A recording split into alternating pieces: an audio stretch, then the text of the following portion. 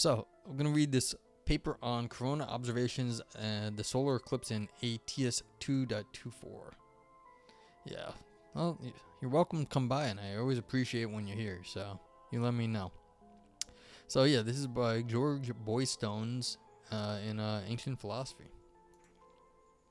Okay, and I apologize, I don't know any Greek, but whatevers. An entry in the Placita of Aetius on the solar eclipse reads as follows, something like this in Greek. The meaning of the first part is clear enough. McKieran, 2014, 145, for example, translates. Boy Stones, I know. What are you going to do? Interesting name. Sounds lewd. I'm sure that person has, I'm sure George has never heard that before. Okay. Oh, this is the famous one on Thales. Thales was the first to say that the sun is eclipsed when the moon goes perpendicularly beneath it, the moon being earthly by nature. So, yeah, Thales became famous as a philosopher for predicting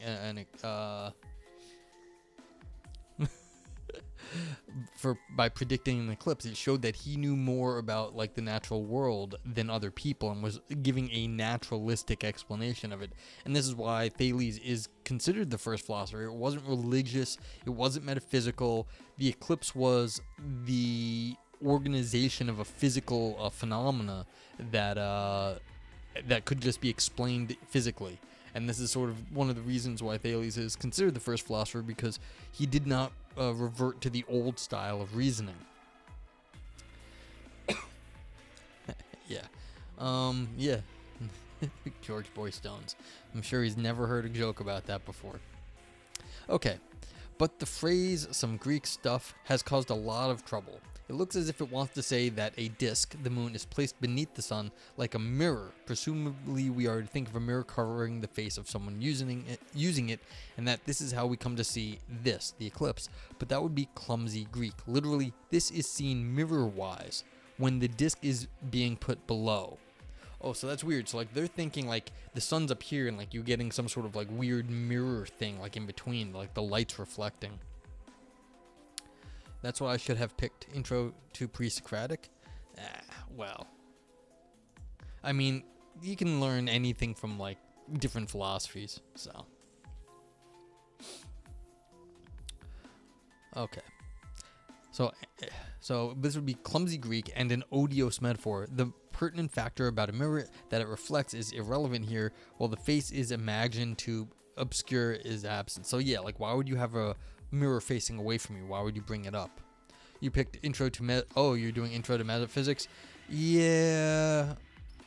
Like, Intro to Metaphysics is good, but it's always going to be a little bit, it's going to be a lot of a slog through, because it's better when you, like, learn all this stuff and then you can do more with it later. But it's like, there's a learning curve on Intro to Metaphysics. Like, because there's just going to be a lot of, like, really, like, boring metaphysics, and then you'll find out the interesting stuff later. But yeah. But that's the nature of philosophy classes. Sometimes there's you have to get up. Like, you have to steep learning curve, and once you're up, then you can keep going higher. But the learning curve, you have to get over first. So, but it's, you're back at school then. I knew you were applying a while ago, but, like, that's cool. I did not know that. I haven't talked to you in a while, so it's exciting. Hopefully you're, doing well at the school. Okay, so... yeah, I mean, why would you say that the mirror is facing away from you? To repeat what has just been much more lucidly stated, namely that the eclipse happens when the moon interposes itself directly between the sun above it and us below. Yeah, so that's the whole point. Why would you say there's a mirror in between us when the mirror is facing away from you? Well, thank you for sharing it with me. I appreciate it. Like, that's super exciting. So, it's really cool. You got to do something you wanted to do. Rutgers. That is so fancy.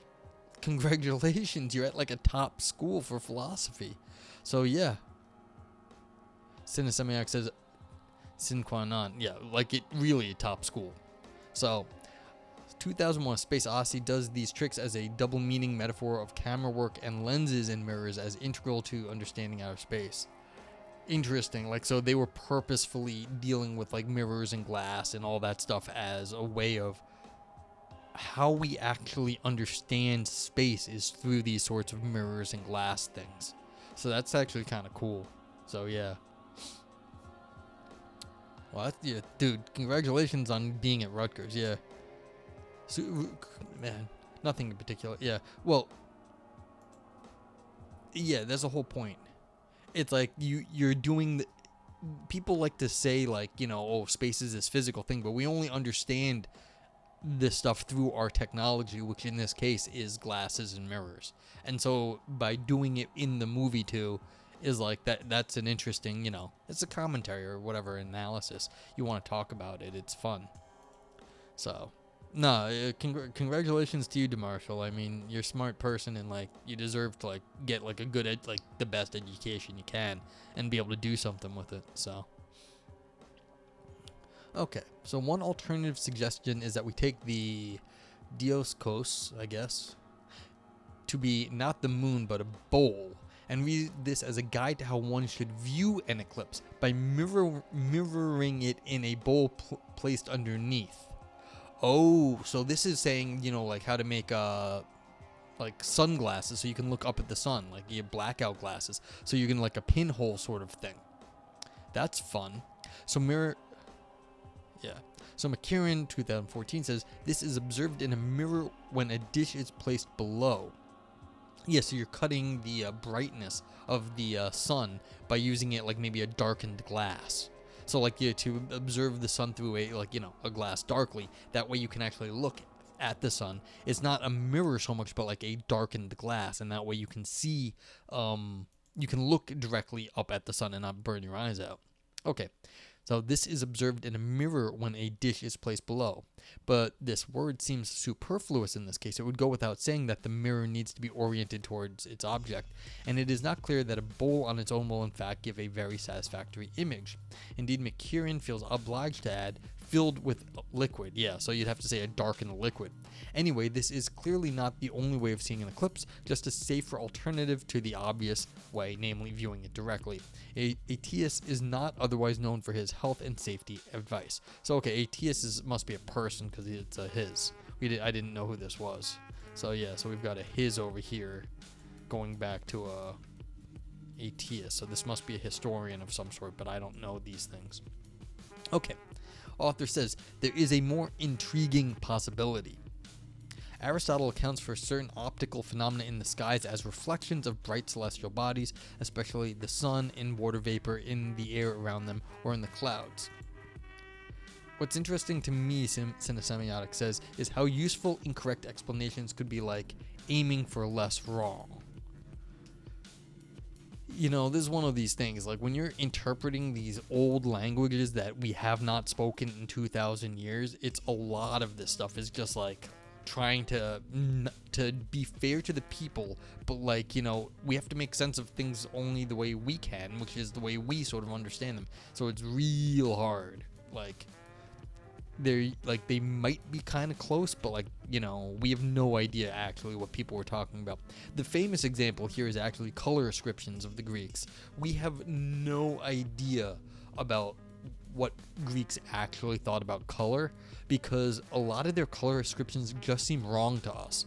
There's a famous line called the wine dark sea. Now, was their wine a blue color? Was the sea a purple color back then? Did they mean something different by the colors, like blue and purple were the same to them? Like, there's a lot of weird color problems. Like, apparently there's certain colors that never are mentioned. Like, they have a bunch, like, they mention colors every so often in, like, you know, their plays and their literature. Certain colors don't exist. And it's like, could they not see green? Like, could they not distinguish the colors green and yellow? And so everything was like yellow to them. So like, there's a few things that are like very strange. Like, and so the idea that we actually understand this sort of stuff is questionable, like really questionable. And so, you know, trying to figure out exactly what they meant here is yeah, like we may never actually know, but we can do like this sort of how incorrect are we? Sometimes we know we're more wrong than other times. Yeah. So, these phenomena, which are often curved and typically involve what we would call refraction, include rainbows, perihelia, sundogs or mock suns, dots of light appearing to the side of the sun, and halos, full encircling rings of light. Yeah, so like you can talk about other, like, I'm sure I don't know if the Greeks knew about all this other stuff, but like rainbows are very common. So, like that sort of stuff. And you could talk about discs of like light like that. Particles of water in the vapor act, says Aristotle, as mirrors, but each so small that only color is reflected rather than images of the object itself. This sort of theory is well known to Aetius, who reports appeal to the phenomena of mirroring at least as far back as Anaxagoras. Semiac says, I meant something different. In attempting to pursue an understanding of one thing, one could be incorrect and yet may uncover useful and surprising information.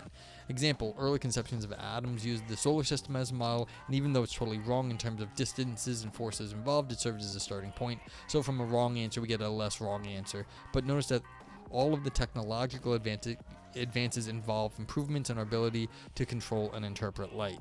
Yeah, actually, I don't think we're that far off. Like, this sort of stuff that we're getting wrong in terms of like I was interpreting this more linguistically. You're talking about it like, of course, like the metaphors we use to describe things, but basically that's all it ever is going to be for us, is some sort of abstraction, either metaphorical or some sort of historical theory of what the words meant to the ancient Greeks.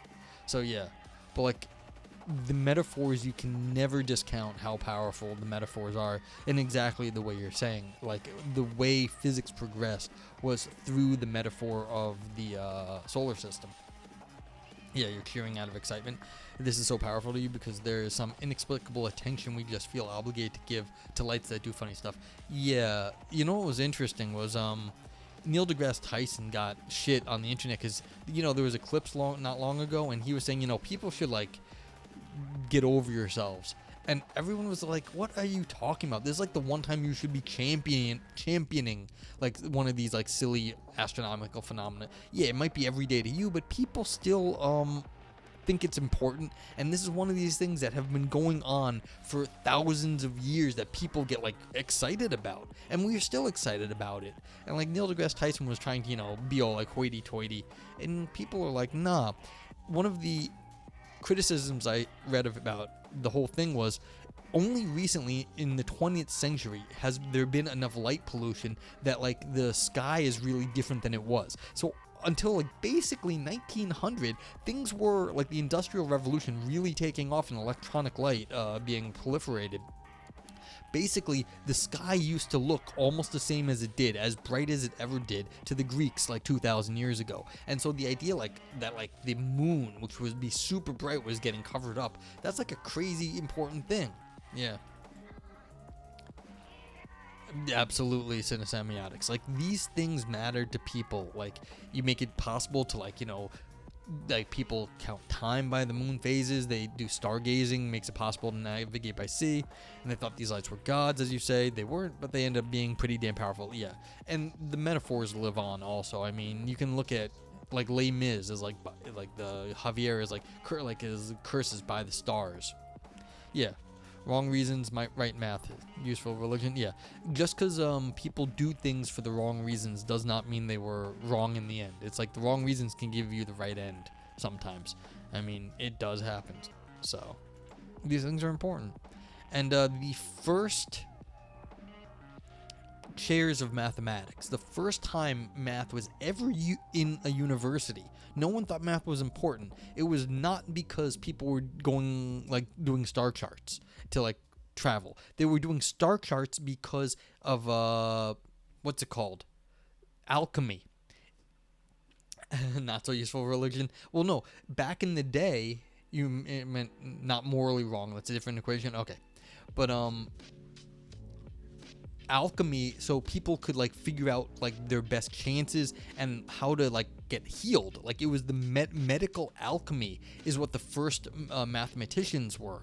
They were the ones looking at the astronomy so that they could do alchemy to heal people. They were doctors in some sense, and so it's like they were going about the medicine wrong, but in some sense they were doing the physics, the astrophysics correctly, because they were studying the math and the movement of like stars. And that was the whole point of like astronomy back in the day, was to figure out health, that we might have a better working society through the like alchemical movements of like, you know, the sky. Well, alchemy just means alchemistry. It's from it's from the Arabic, al just being the, and then chemica, like alchemica is alchemistry. It's like the chemistry. It's all it was. It's just the Western, like, you know, taking on of the Arabic.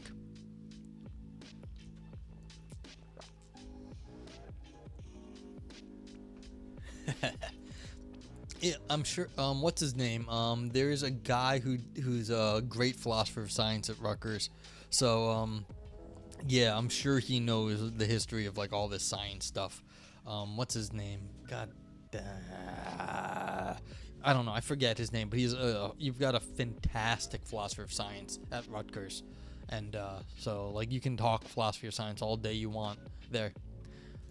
Yeah. Well, mystical non-science, it's not even fair to call it non-science. It was the science. Wow, I know so little about languages. But yeah, I mean, it's, yeah, it became science through alchemical means. The only difference really was, the only thing that happened basically was they wanted to make, chemistry more like physics, and so they needed conservation law, and then they wanted to separate the old history that didn't have the conservation law from the new chemistry, which did have a conservation law. Stephen Stitch? No. Hello, Aristotle, though. You can start. Oh, you don't know. You'll find out. He's an older guy now, but Aristotle. If anyone does not know Aristotle, you should go check out Aristotle. Aristotle is a philosophy streamer, and you know, he's everyone should go check him out. Give him a follow if you haven't. But yeah, that way, like, if you want to be able to ask questions about basically anything, you can go over to stream and ask him. Hey, Lumpy, what's up? Hope you're well. Yeah, I hope Aristotle's moving because he got a new position, and I hope at least the packing, if you haven't started traveling yet, the packing is going well. So, and Lala has not freaked out too much. But yeah, gosh, I wish I could. I want to look it up now. Sorry, excuse me one sec. Philosophy of Science, Rutgers.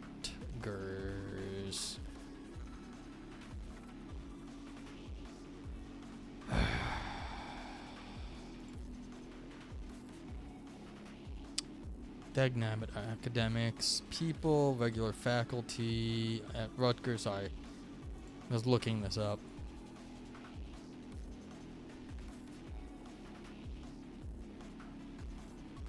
Ernie Laporte's a important philosopher. Barry Lower. Philosophy of science, philosophical logic, philosophy of mind. Barry Lower's an important person, philosophy of science. Let's see. Who else we got?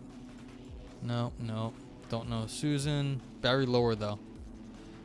Man, how many seas and oceans do I have to cross to catch out with you all? I'm not that far away. Like, there's a good chance you'll see me if you're at Rutgers. I'm in New York.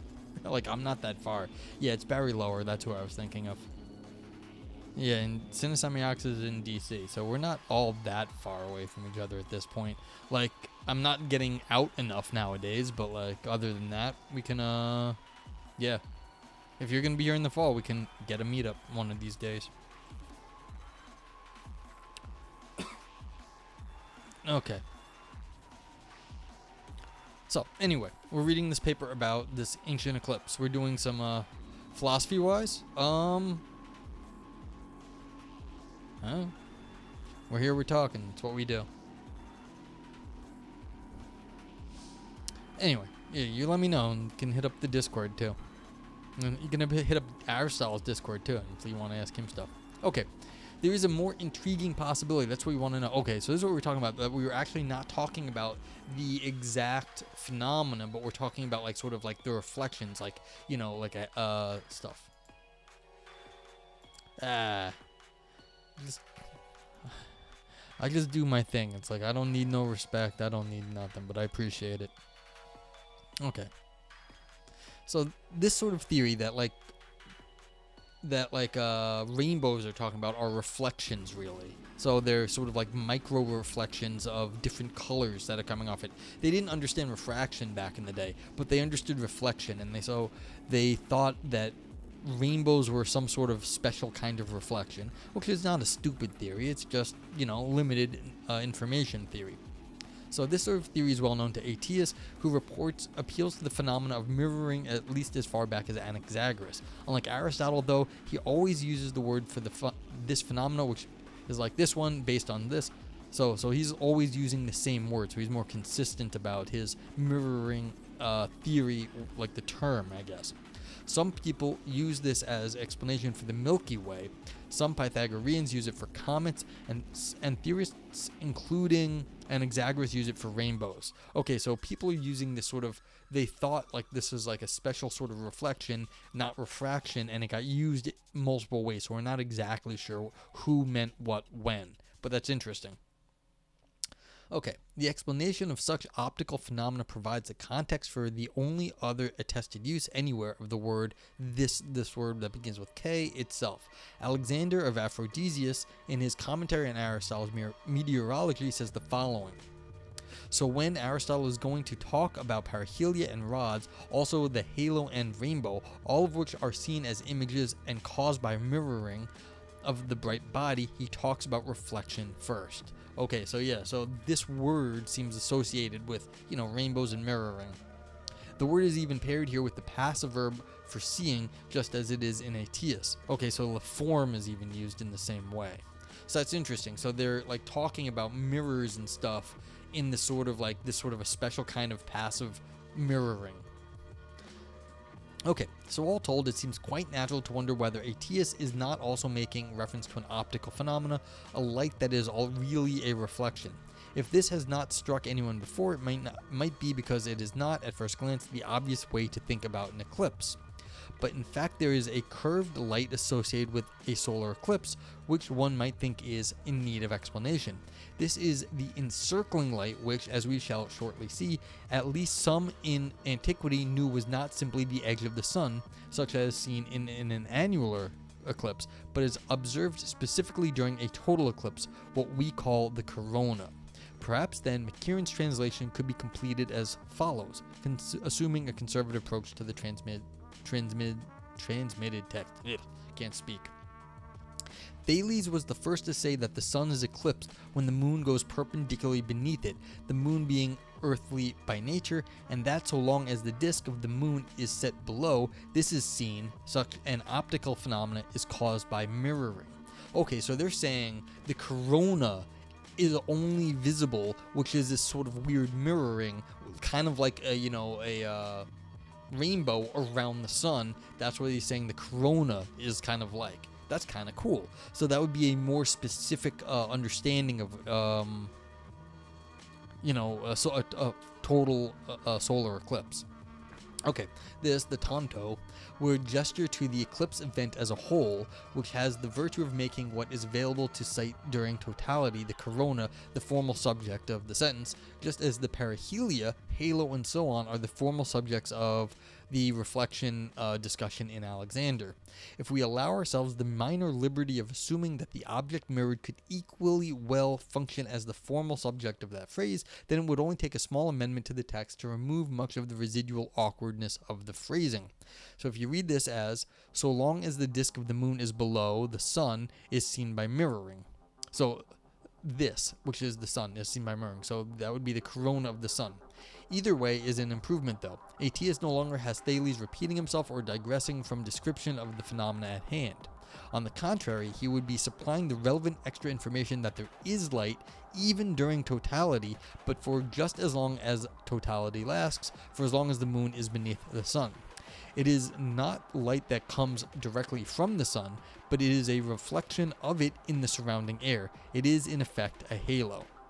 So that's like super cool. So basically, they're saying the corona is a very specific kind of halo that forms when the moon is blocking the sun. Cinesemiotic says, remember how the rainbow was supposed to be a sign of the covenant? And so is circumcision, corona metaphor, very intentional, mapping the universe onto the body. I did not know that about circumcision, but like, yes, I've heard the one about covenant. Yeah, that's interesting stuff, and how like this sort of reflection of like above as things are below. So it's this sort of because back in the day we were in concentric spheres. That was the theory. No one ever thought the Earth was actually flat. Everyone thought we lived back in the day in like that's why like Journey to the Center of the Earth, like you go inside the Earth and there's another world there, and so like we've got one world and then there's like an outer sphere and then like an outer sphere and it's outer sphere. It doesn't matter, but like this is all sort of relevant in semiotics, because like how do you think about the world? And so it's like you've got this as above so below, but like that's the whole thing. It's like they were creating a reflection that we understood more below as above. And so again, it's not a mystical thing, it's more of a but yeah, I mean, this is like, again, the sign of the covenant is just going the opposite direction. It's taking the outer sphere, the celestial heavenly sphere, and bringing it below, as opposed to what the Greeks were doing in this case, was taking a worldly phenomenon of like rainbows and pushing it up. You're not sorry for bringing up dicks. No one's ever sorry for bringing up dicks. That's why people like bringing it up so much. The plausibility of this conjecture, I mean, just go to Aristotle's talk. We always talk about dicks in philosophy. It's kind of funny. Yeah, they were talking about that last time. I think I was lurking, but yeah. And then they raid the person. They're like, "What were you talking about?" And they're like, "We were talking about dicks again." Yeah. The plausibility of this conjecture is increased if we take it to the best known candidate description of the corona from antiquity, Plutarch on the face of the moon. Some Greek, where it says, even if the moon sometimes hides the whole sun, the eclipse lacks duration and extinction, but some sort of light appears around the edge which prevents the shadow from becoming profound and unmitigated. Yes, there are no verbal overlaps with Aetius here, but there are some connections with the Aristotelian meteorology toward which Aetius has pointed us. For example, Aristotle uses the word tmesis, phallogocentrism. That's love. That's a lovely word, Aristotle. Phallogocentrism. Lovely. So in tmesis, twice to refer to the relationship of a halo to the sun, meteor. The Aristotelian De Mundo, working in the same tradition, defines a halo as or whatever, some Greek, giving us another echo of the crucial phrase in Plutarch. So this. You're winning, sir. Oh, thank you very much. Thank you for the 42. Side Semiotics gifted 42 bits. Side Semiotics. Okay, didn't say no. But yeah, thank you for the 42 bits. I appreciate it. A nice Duridian word, yeah. Oh, I wonder if I fucked up the, whatever. I may have fucked up the, TTS. I hope not. I switched it up so it would be different this time, but I don't know if it's working well. It read off that that you donated the bits, but it didn't read off that you said anything, so that's kind of worrisome. I'll check it later. Anywho, what was I talking about? I was talking about dicks. It's got me all confused. Okay, so note that Plutarch's hesitant, some words, seems to rule it out that he took light to be the outer edge of the sun itself overlapping the moon, as occurs in an annular eclipse, and after all, he is explicitly talking about cases where the moon covers the whole sun. You like the voice though? It still sounds like Semite. Yeah, I didn't change that. I can't like change that. I could sign Semite. Yeah, it does sound like that. The voice is new. It's a much better TTS. I can switch it to other ones too. So, like if you put any more bits in now, it'll be a lady voice.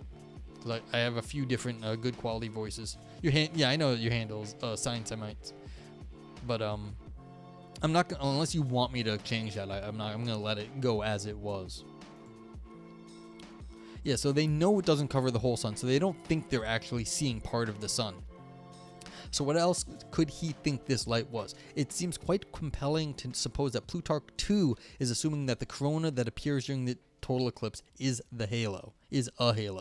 Yeah, so they know better. Breathy, the person I know who they modeled that voice on, actually. It's a breathy British guy. So that's who he is. His name is actually Hobby. Yeah, his name is just Alan Pope. He's he's